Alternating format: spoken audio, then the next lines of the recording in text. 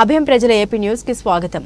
అల్లూరి సీతారామరాజు జిల్లా రంపచోడవరం డివిజన్ అడ్డతీగల మండలం ఎల్లవరం పంచాయతీ పాపంపేట గ్రామంలో సుమారు 200 ఎకరాల వరి పంట అకాల వర్షానికి తడిసిపోవడంతో రైతులు లబోదీపోమంటూ పంట చేతికొచ్చే సమయంలో కొనుగోలు కేంద్రం ఏర్పాటు చేయాలని ఎన్నిసార్లు అధికారుల దృష్టికి తీసుకెళ్లినా వారికి న్యాయం చేయడం లేదని ఏలేశ్వరం అడ్డతీగల ప్రధాన రహదారి పాపంపేట గ్రామం వద్ద రోడ్డుపై ధర్నా నిర్వహించడం జరిగింది.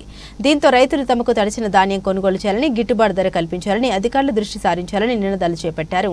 అయితే రోడ్డుపై ధర్నా చేయడం సమంజసం కాదని, రోడ్డును వెంటనే ఖాళీ చేయాలని అడ్డతీగల ఎస్ఐ వినోద్ రైతులను సముదాయించి రోడ్డును క్లియరెన్స్ చేయడం జరిగింది. అయితే అధికారుల దృష్టిని తీసుకుని వెళ్లాలని రైతులు పలుమార్లు పోలీసు వారికి తెలియజేయడం జరిగింది. 120 రోజులు పండించిన పంట ఒక్కసారిగా తడిసిపోవడంతో రైతులు నష్టపోతున్నారని, కొనుగోలు కేంద్రం లేకపోవడం వల్లే ఈ దుస్థితి వచ్చిందని రైతులు ఆవేదన చెందుతున్నారు. ఇప్పటికైనా ఉన్నత స్థాయి అధికారులు రైతులకు న్యాయం చేయాలని కోరుతున్నారు.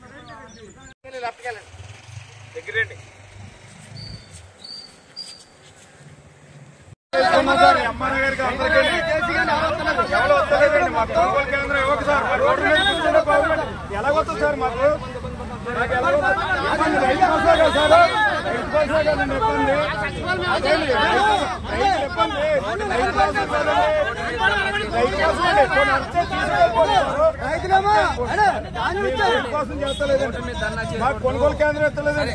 గవర్నమెంట్ నమోదు చేయిందండి. జేసీ గారు కూడా ఒక కంప్లైంట్ పెట్టామండి. సివిల్ సప్లైకి పెట్టామండి. ఇక్కడ అగ్రికల్చర్ మాది అల్లూరు సీతారామరాజు జిల్లా అడ్డతీగల మండలం అండి. ఇక్కడ మేము పాపంపేట, సేనిపాకలు ఈ పరిసర ప్రాంతాల్లో మేము దాళవాలు పుడిసామండి. అది మాకు సీఎంఆర్ నమోదైంది. అయినా సరే కానీ గవర్నమెంట్ తరఫు నుంచి ధాన్యం కొనడానికి అధికారులు ఎవరో ముందుకు రాలేదు. అది మేము గత 4 రోజులు బట్టి కూడా ఈ హైవే మీద శుభ్రంగా ఈ ధాన్యం గట్ట పోయడం వల్ల ఈ 3 రోజులు బట్టి వర్షాలు వచ్చి మొత్తం కాలంలో కొట్టుకుపోతున్నాయి. ఏమన్నా దళారులు వచ్చి మాట్లాడుతుంటేనేమో గవర్నమెంట్ అయితేనేమో ఏదో 16, 17 కొంటుంది అనుకుంటేనేమో వాళ్ళు వచ్చేమో 13, 12కి 10కి కూడా అడుగుతున్నారు. మా పరిస్థితి చాలా దారుణంగా ఉంది. దయచేసి గవర్నమెంట్ వారు మమ్మల్ని ఆదుకోవాలని చెప్పేసి రైతుల తరఫున మేము అందరూ విన్నపం చేసుకుంటున్నాం. కొనుగోలండి ఇవ్వలేదు మాకు.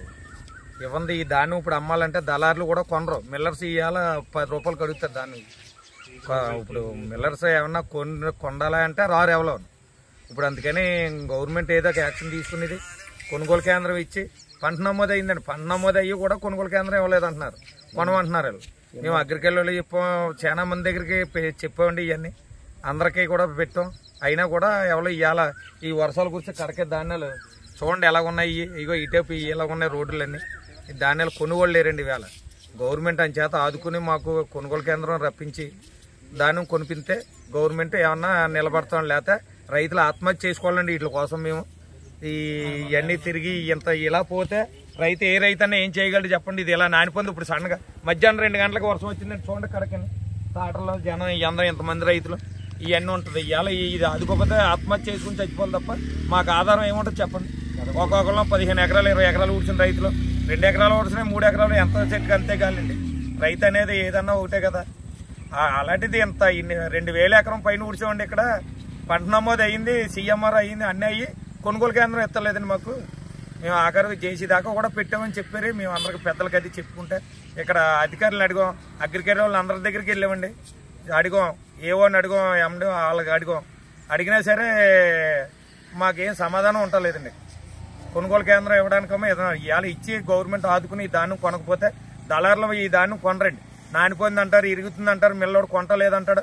ఇవాళ 6 ధాన్యం మా దగ్గర 1300 అడుగుతున్నారండి. ఈ ధాన్యం ఆ 1300 కూడా కొనరండి. మేము ఇవాళ ఏం చేయాలండి? రైతులందరూ ఆత్మహత్య చేసి చచ్చిపోవాలి గవర్నమెంట్ ఆదుకుని కొనకపోతే.